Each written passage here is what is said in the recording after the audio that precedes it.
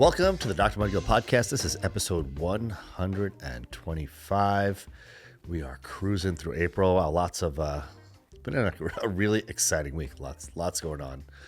So this is going to be kind of like a thoughts of the week style podcast. I've been thinking about lots of stuff, lots of beautiful things this week. I don't even know where to begin.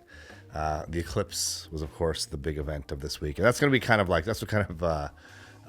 motivated what I'm going to talk about today. The Final Four ended. The NCAA tournament was amazing this year. UConn just dominated the final game, so that was an exciting way to end Monday post-eclipse. The Knicks are looking good. Jalen Brunson's been, just lighting it up, so it's exciting to be a Knicks fan. Hopefully, we'll make it through round one of the playoffs, but it sucks with the injuries that we've had, but the Knicks are still super exciting to watch. So it's been a lot of fun this season. The Masters are starting today, so hopefully, fingers crossed, hopefully Tiger makes a good run. He's teeing off in just a little bit, I think, so excited to see how he does and watch some of that this weekend. Just lots of great things. So going back to what I was originally, what I mentioned earlier is, the eclipse on Monday it had me thinking about so many things, and it was just like an amazing, literally couple of hours of time here in New York. Amazing in so many ways. First of all, like, science is just absolutely incredible. I'm just always so amazed with how much precision these sorts of things can be predicted. For 100 years from now, this is gonna happen at this time on this day.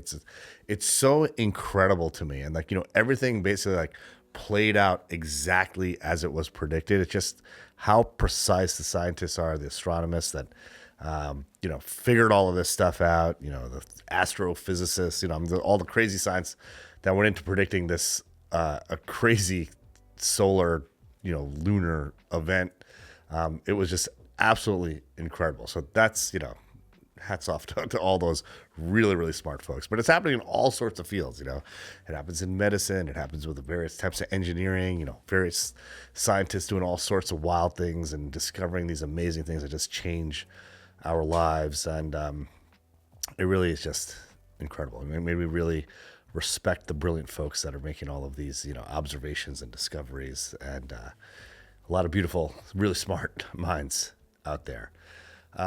More importantly, when I was on Mondays, I usually see patients in the afternoon, but the second Monday of every month, I see patients in the morning, and I teach at Mount Sinai Hospital in New York City, which is, uptown. I teach at the 102nd Street Clinic on the Upper East Side. And I actually got out of clinic just in time to catch the eclipse. And, the coolest thing about it was the entire, the path of the eclipse was, this sort of southwest to northeast path that it took. It's almost like the whole world, in those areas just kind of stopped, and everybody was just sharing this collective moment, together. Time slowed down, and Mount Sinai, like I said, is on the Upper East Side of, way up on the Upper East Side of Manhattan. But to go home, I actually drive through Harlem, and you drive through some, rough spots, in the southern part of Harlem there, and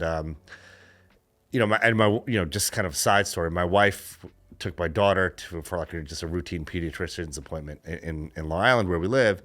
And, my daughter sent me a picture of my wife, looking at the eclipse, and my daughter's pediatrician was in the parking lot with, some of the nurses and medical assistants, looking at the eclipse. And, when I got that picture, I was, looking around me, we're driving through Harlem, and I just saw all these folks lined up on the east side of the street, looking up at the eclipse. We stopped the car, we got out, we looked at the eclipse. There's a park that we drove by where all folks were, sitting in the park looking at the eclipse. And, it didn't matter, who you were or where you were, what color your skin is, what ethnicity, what religion. Everybody was sharing in this amazing experience. We were all doing this together. We're all mesmerized together, just, observing this crazy, once in a lifetime-ish event. And it really had me thinking, we're all so much more similar than we are different. All you hear about, especially now, it's an election year, all you hear about are the differences. Conservatives think this, liberals think that, we're divided by religion, we're divided by race, we're divided by politics. But for those couple of hours, we weren't divided by anything. It's like that middle part of the Venn diagram, which we all share. There's, if you were to draw a Venn diagram of humans, that middle part is like, it's huge. And like the outskirts are like, they're very, very limited. We're all so much more alike than we are different. And the eclipse, that those couple of hours, like, really reminded me of that. When we got home, all my kids were home and we were all talking about it, and we were like messing around, with a picture of our dog with the eclipse glasses on, and we're talking about like who they saw the eclipse with. My little guy was with one of his friends, and it just, we were all just like, just sharing our experience, like with how we saw, where we were when we saw it. We're watching the news, and the news basically like, had like all of these stories about the eclipse, about like, like families traveling together to watch it together, folks proposing during the time of the eclipse.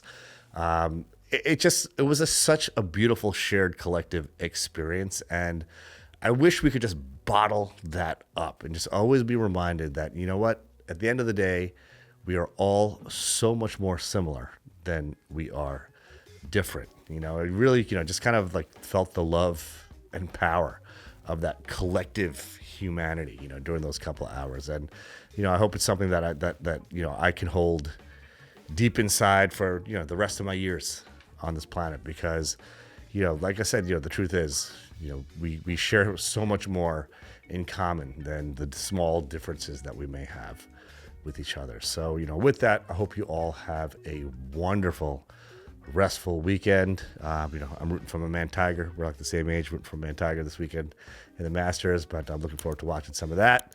I hope you guys get to catch some of it too, and just have an amazing restful weekend so you can crush the week ahead. Let's get it.